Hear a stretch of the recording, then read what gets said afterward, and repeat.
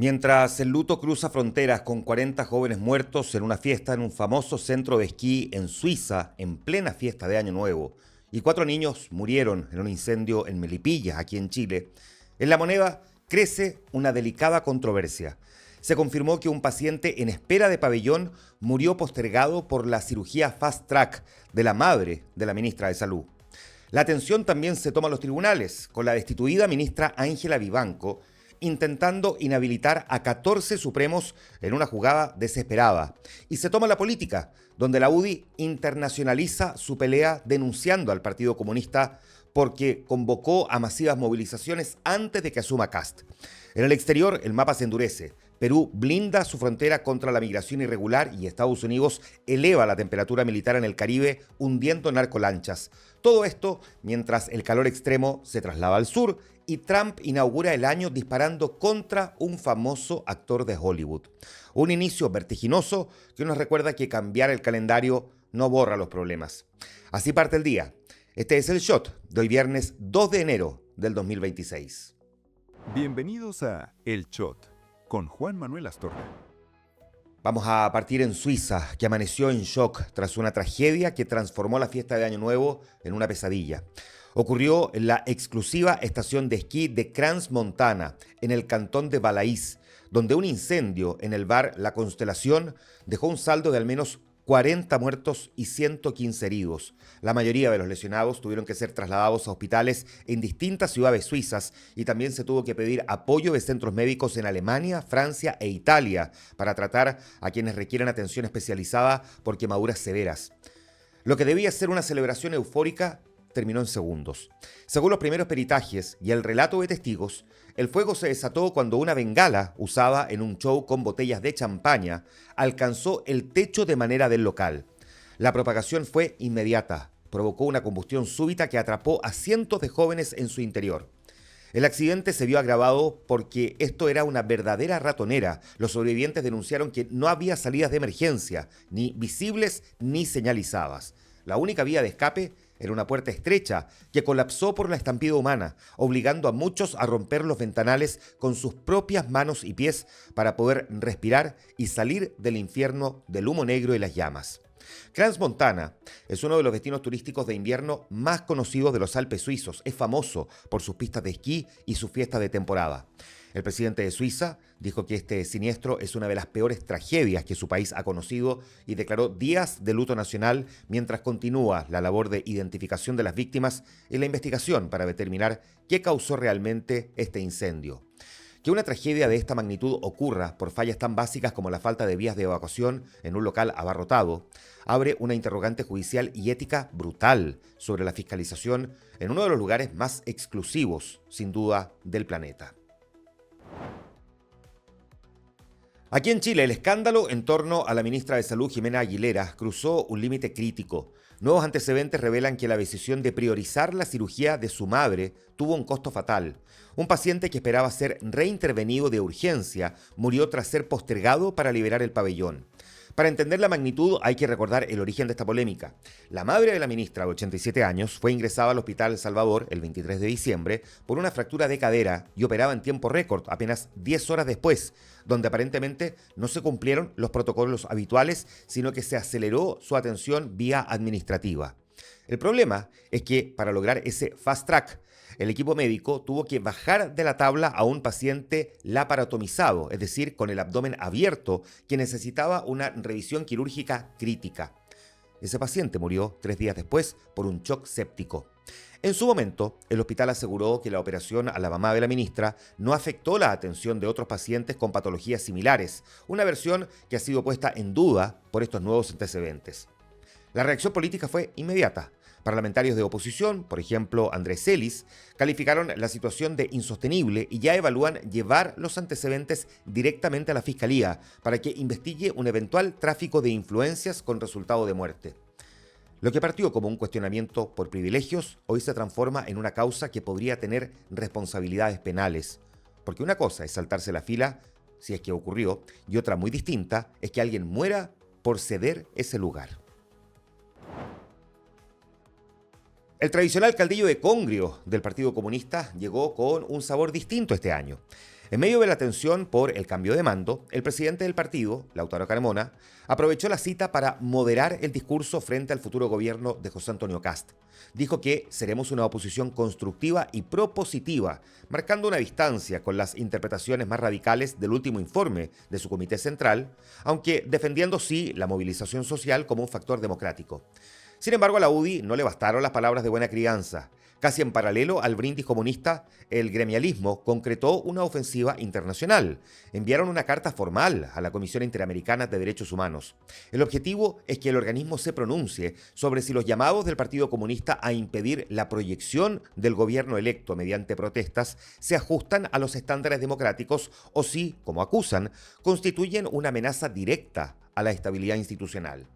Mientras el Partido Comunista intenta jugar al policía bueno, probablemente para no quedar aislado antes de tiempo, la derecha busca blindarse preventivamente internacionalizando este conflicto. Tampoco se sabe si es una buena idea. Es una jugada de ajedrez. Kast sabe que la calle será su principal dolor de cabeza y la UDI quiere dejar establecido, antes de que asuma, que cualquier desborde social tendrá nombre y apellido político. Y el cambio de año sirvió para medir la temperatura política que se nos viene.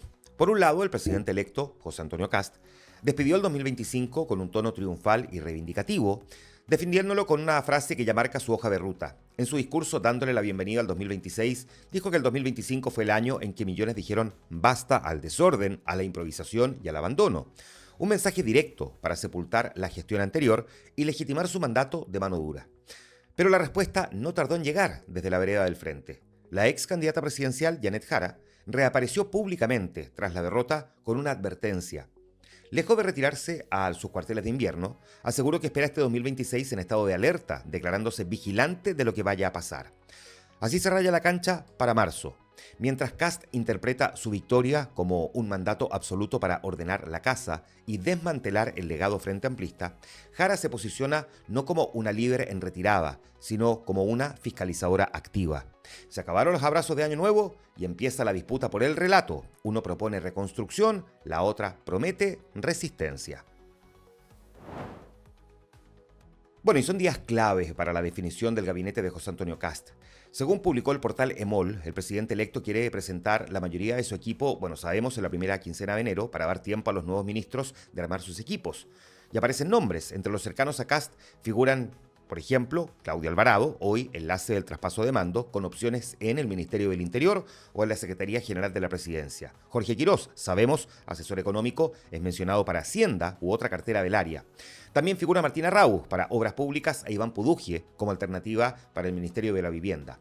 En los nombres de partidos y otros actores suenan, por ejemplo, el senador RN, José García Ruminot, para la Secretaría de la Presidencia, al igual que el expresidente de la Cámara, Diego Paulsen. En Salud aparece el ex subsecretario Luis Castillo. Para Trabajo, el ex subsecretario de Hacienda, Alejandro Weber. En la UDI se menciona a la senadora Luce Densperger para Justicia o Minería y al exministro Raúl Figueroa como opción en Educación. Para Cancillería se sigue mencionando a Rodrigo Pérez Maquena. La gran incógnita es Johannes Kaiser.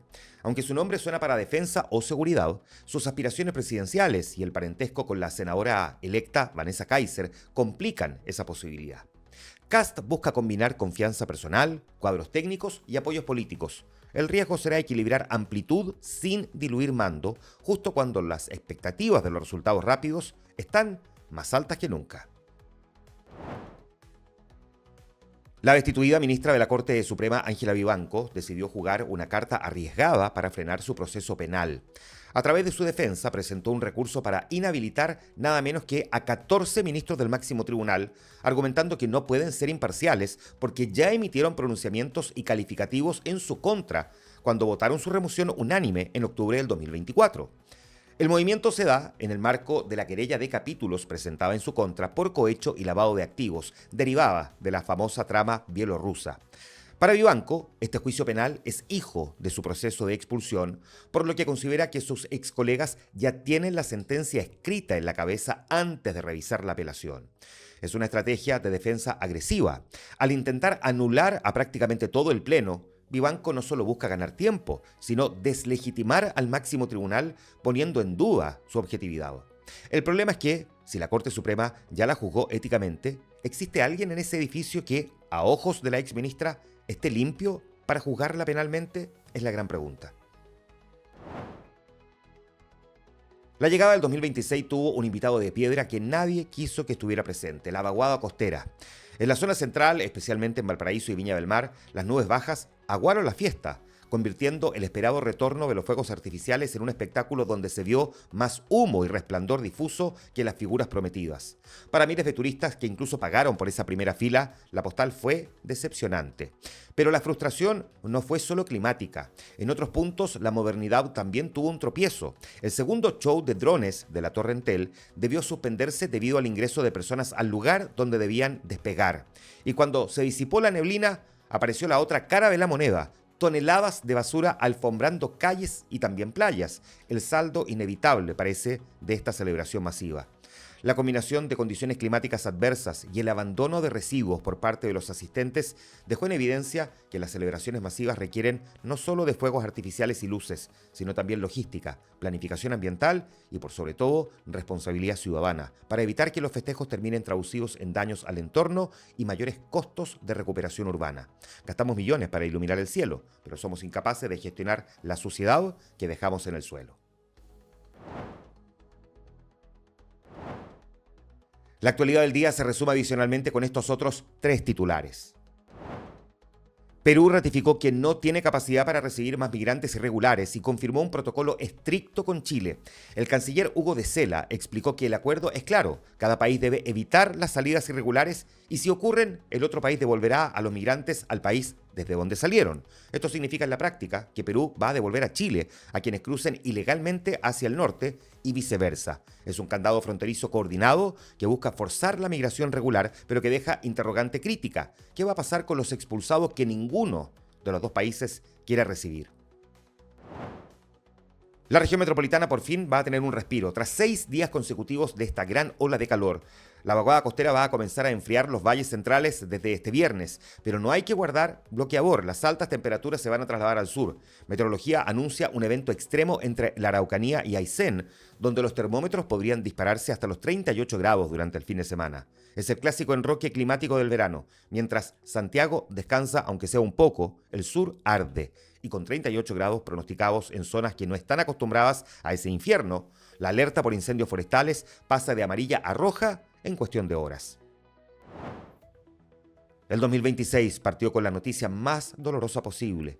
4 menores de edad, de 5, 8, 13 y 15 años, murieron atrapados en un incendio que consumió un cité en Melipilla. Las víctimas, todas de nacionalidad boliviana, no lograron escapar de las llamas que, según las primeras sospechas, se originaron por una falla eléctrica. Es la cara más cruel de la crisis habitacional y migratoria. Familias viviendo en condiciones de hacinamiento, donde una instalación precaria transforma el hogar en una trampa mortal de la que, lamentablemente, los niños son las primeras víctimas. Internacional.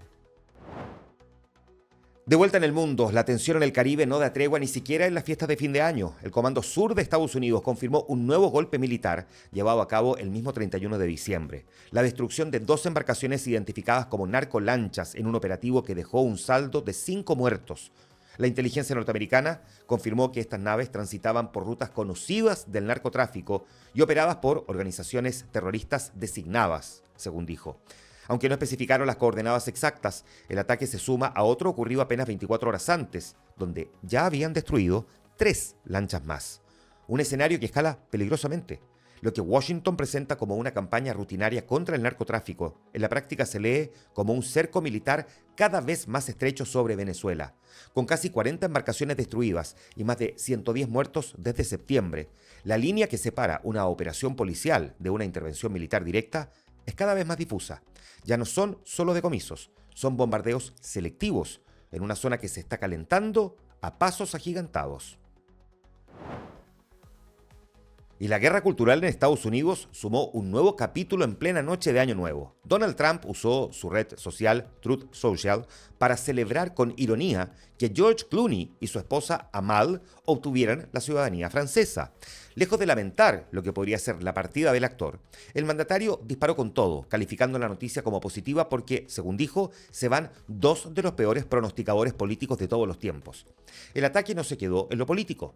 Trump fue directo al ego de Hollywood, ninguneando la carrera del ganador del Oscar. Recibió más publicidad por su política que por sus escasas y mediocres películas. No era una estrella de cine en absoluto, era simplemente un tipo normal que se quejaba constantemente, dijo Trump. Además, aprovechó de golpear a Francia, asegurando que ese país europeo sufre un grave problema de delincuencia por su gestión migratoria. Más allá de la anécdota farandulera, esto confirma el tono del segundo mandato de Donald Trump. Un gobierno que no va a buscar conciliar con la élite cultural que lo rechaza, sino que va a usar cada exilio, por decirlo así, de una celebridad como un trofeo de guerra para fidelizar a su base electoral, pintando a sus opositores como figuras desconectadas que huyen a una Europa que está en crisis. Y en el flashback de un día como hoy, 2 de enero, en 1920, el padre de los robots, nace Isaac Asimov, el escritor que formuló las 3 leyes de la robótica y predijo la inteligencia artificial mucho antes de ChatGPT. Por él, hoy se celebra mundialmente el Día de la Ciencia Ficción. Un día como hoy, en 1922, en Chile, el Partido Obrero Socialista cambió su nombre a Partido Comunista al afiliarse a la Internacional Comunista, marcando el nacimiento oficial de una de las agrupaciones políticas más antiguas del país aún en actividad. Un día como hoy, 2 de enero de 1948, murió el poeta Vicente Huidobro, creador del movimiento vanguardista creacionismo y figura clave de la literatura latinoamericana del siglo XX. Un día como hoy, en 1959, adiós gravedad. La Unión Soviética lanza la sonda lunar 1. Fue el primer objeto hecho por el hombre, capaz de alcanzar la velocidad de escape de la Tierra. Aunque falló en chocar con la Luna, se convirtió en el primer planeta artificial girando alrededor del Sol. Un día como hoy, 2 de enero, en 1967, Ronald Reagan, famoso actor de cine en ese entonces, fue juramentado como gobernador de California, dando inicio a su carrera política, que lo llevaría luego a la presidencia de Estados Unidos. Un día como hoy, en 1969, el comienzo del fin. The Beatles entran a los fríos estudios de Twickenham para empezar a grabar lo que sería Let It Be, unas sesiones tensas y llenas de discusiones que quedaron inmortalizadas en el documental Get Back. En 1975, un día como hoy, murió Amanda Labarca, destacada profesora, escritora y feminista chilena, impulsora del sufragio femenino y referente de la educación y derechos de las mujeres en el país.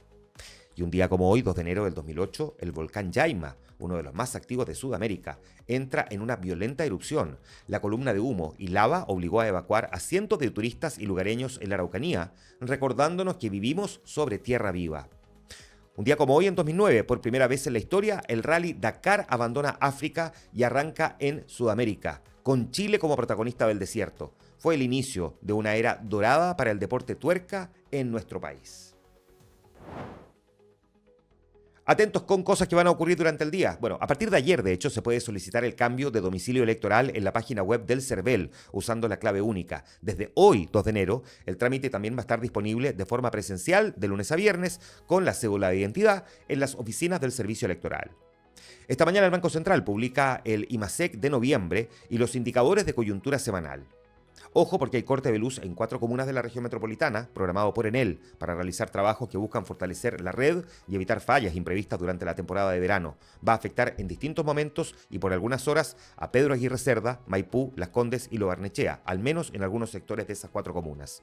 Y hoy se inicia el Seven Juvenil del Macay 2026 en Viña del Mar, en su edición número 25, que por primera vez se va a extender durante 3 jornadas completas y va a aumentar su convocatoria a 24 equipos. Este fue el shot de hoy viernes 2 de enero del 2026. La necesaria dosis diaria de actualidad. Les recordamos que tenemos publicado ya también en Spotify, YouTube e Instagram el especial con lo mejor del 2025. Nos juntamos el lunes. Que esté muy bien.